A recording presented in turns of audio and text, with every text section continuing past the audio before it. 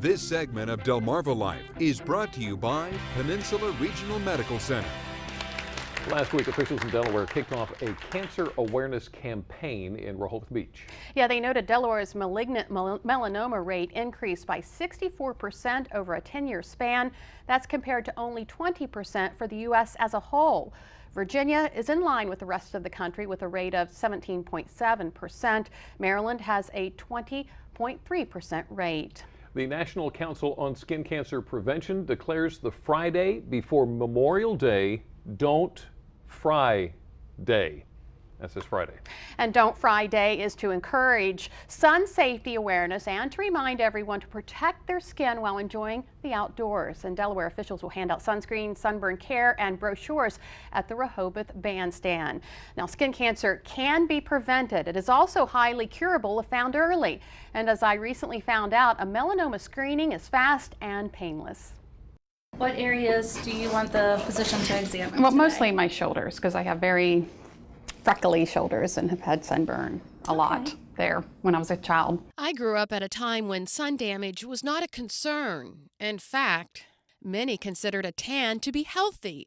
But with my light skin, I often ended up burned. So blistering sunburns, are a risk factor for skin cancer. Before dermatologist Dr. Louette Sims started my examination, she eased my mind a bit, explaining freckles are usually harmless.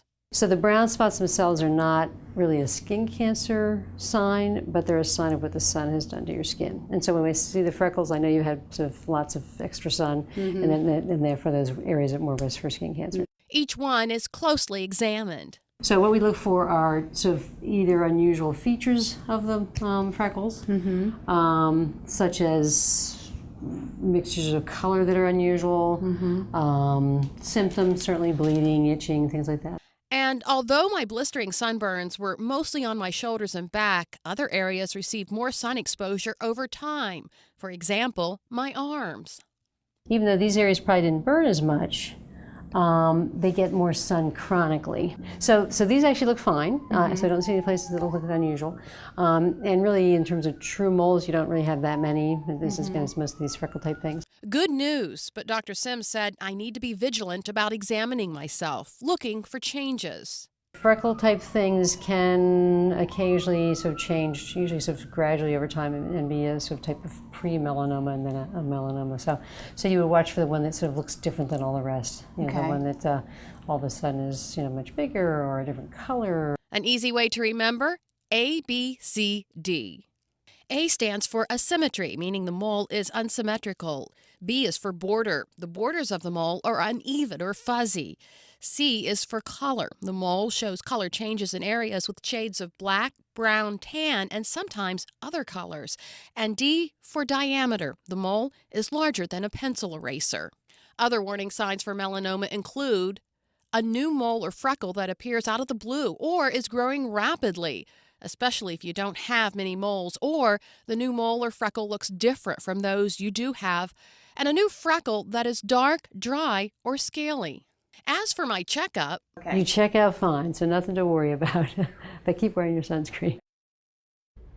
And because no single step can fully protect you and your family from overexposure to UV radiation, follow as many of the following tips as possible. Do not burn or tan.